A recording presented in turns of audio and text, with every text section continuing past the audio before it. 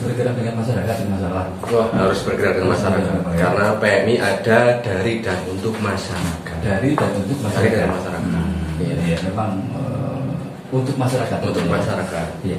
Tapi beberapa mungkin, yang pertama mungkin karena masyarakat kan sedikit banyak mungkin ada yang belum paham ini mengenai apa namanya PMI atau mungkin belum jelas tentang Palang Merah Indonesia. Dijelaskan sedikit ini masalah silakan Mas. Iya. Baik, terima kasih Mas Yudi. Jadi Mitra Banjarnegara, Palang Merah Indonesia atau PMI yang sering dikenal itu merupakan organisasi kemanusiaan yang berstatus badan hukum berbentuk perhimpunan nasional untuk menjalankan kegiatan kepalamerahan sesuai dengan Konvensi Jenewa di tahun 1949 yang diundangkan dengan undang-undang sudah terbit ini nomor 1 tahun 2018 tentang kepalamerahan. Nah, adapun mitra, tujuan PMI untuk mencegah dan meringankan penderitaan dan melindungi korban tawanan perang. Mudah-mudahan sekarang nggak ada perang lagi, Mas Yudi. Ya, sudah aman damai lah. Ya. Kemudian juga membantu korban bencana alam tanpa membedakan apapun, agama, bangsa, suku bahasa, warna kulit, jenis kelamin dan lain-lain, pandangan politik, bahkan golongan pun tidak. Jadi semuanya kita anggap sama. Tua muda, laki-laki perempuan semuanya sama. Ya. Tugasnya yang pertama adalah memberikan bantuan kepada korban konflik bersenjata jika masih ada kerusuhan atau gangguan keamanan. Di beberapa mungkin masih sedikit ada ya konflik, tapi sangat kecil volumenya. Memberikan pelayanan darat sesuai dengan ketentuan perundangan yang berlaku. Ini juga merupakan salah satu mandat dari PMI, dari pemerintah. Melaksanakan pendidikan dan pelatihan yang berkaitan kepada generasi muda di bidang kepalamerahan. Juga membantu dalam penanganan musibah atau bencana di luar negeri dan di dalam negeri. Ini bersinergi dengan BPBD. Ya, pasti kita selalu bersinergi dengan mitra yang terkait dalam melaksanakan tugas. Kemudian juga kita memberikan pelayanan kesehatan dan juga pelayanan sosial, juga bersinergi dengan dinas kesehatan dan puskesmas, karena kita tidak bisa berjalan sendiri tanpa adanya pemerintah. Kemudian yang terakhir adalah melaksanakan tugas kemanusiaan yang diberikan oleh pemerintah. Karena kita basicnya adalah membantu tugas pemerintah dan menutupi gap-gap yang belum bisa dimasuki oleh pihak lain. Termasuk juga untuk yang orang ini mengenai vaksinasi juga. Iya. PMI begitu aktif ya. Iya. Di sana sini. Karena jangkauan dan juga program pemerintah ya. PMI diberikan bantuan atau pertolongan untuk membantu pemerintah dalam rangka percepatan vaksinasi. Ini masuk bahkan sampai ke tingkat sekolahan. Tingkat sekolah juga. Iya, sekolahan. Kita juga mengerahkan tim-tim sibat yang ada di desa. Kemudian masuk di desa-desa juga kita bersinergi dengan TKK, puskesmas, dan kita bergerak bersama-sama untuk mempercepat vaksinasi di Banjarnegara ini. Tapi tugasnya begitu berat ini masalahnya Pak Tito ya. Jadi tidak ringan ternyata ya Pak ya. Iya. Jadi harus ke pelosok desa, apalagi dengan capaian vaksinasi Banjarnegara yang belum optimal ya Pak ya. Iya. Oke.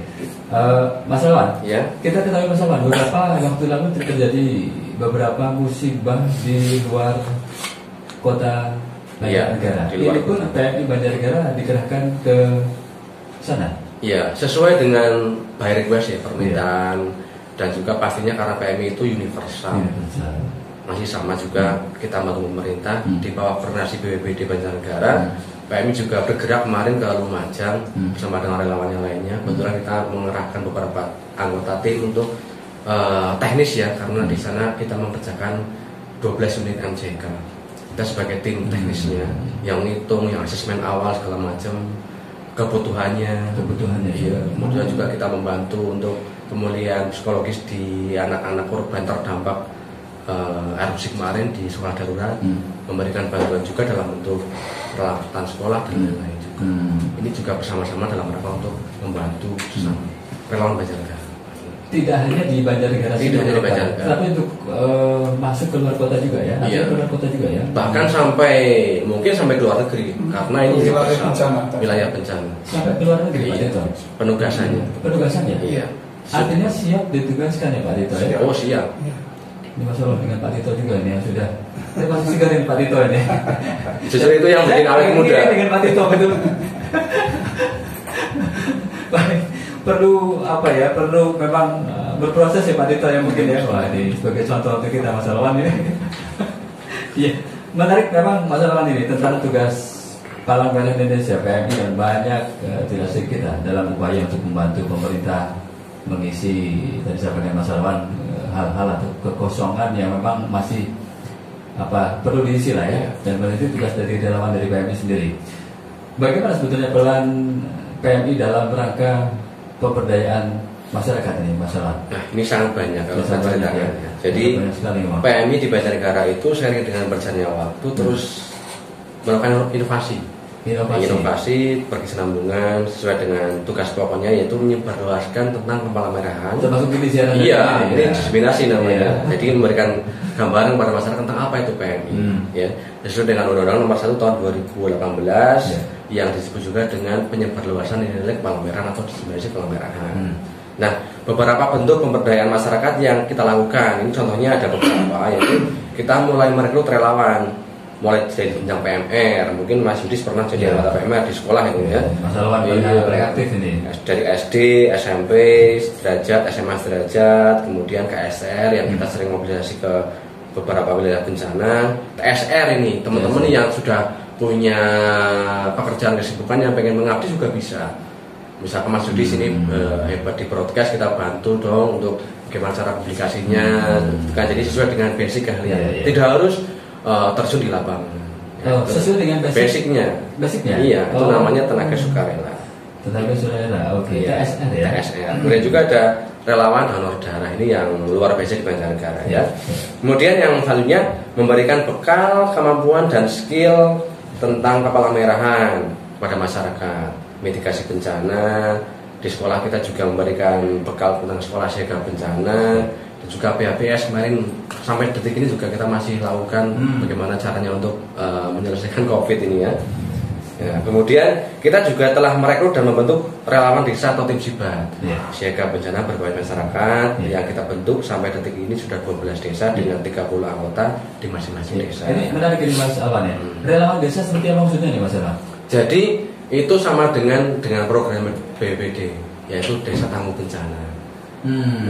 Karena pemerintah kan tidak bisa berjalan sendiri, bencana urusan bersama. Jadi dunia usaha atau siapapun yang bisa berperan serta untuk membentuk, silakan membentuk sepanjang memenuhi dengan koridor yang ditetapkan oleh BNPB. Itu ada 12 indikator tentang pembentukan desa tangguh bencana, dan PMI bisa membentuk itu sesuai dengan undang-undang yang berlaku.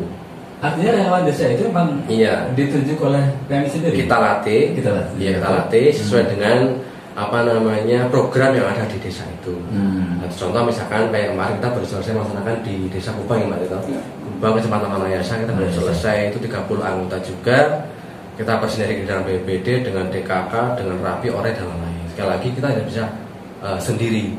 Jadi walaupun pelaksanaan PMI tapi kita juga melibatkan mitra kita sebagai jejaring dan juga memperkuat mitigasi di Banjarnegara. Untuk syarat itu apa nih Mas Alwan? Apakah dilihat dari potensi desa itu sendiri atau bagaimana sebetulnya sih? Yang jelas pertama di situ ada peta kerawanan bencana. Yang satu. Kemudian yang kedua ada sumber dayanya. Iya, yang bisa yang seger-seger lah.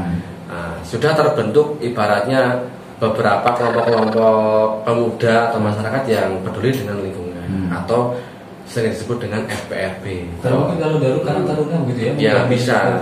Jadi unsur relawan itu atau FPRB bisa dari Karang Taruna atau masyarakat, bisa dari perangkat desa, lain-lain. Nanti tergantung desa yang memilih potensi-potensi yang gercep lah ya, yang tangkas, yang tangguh.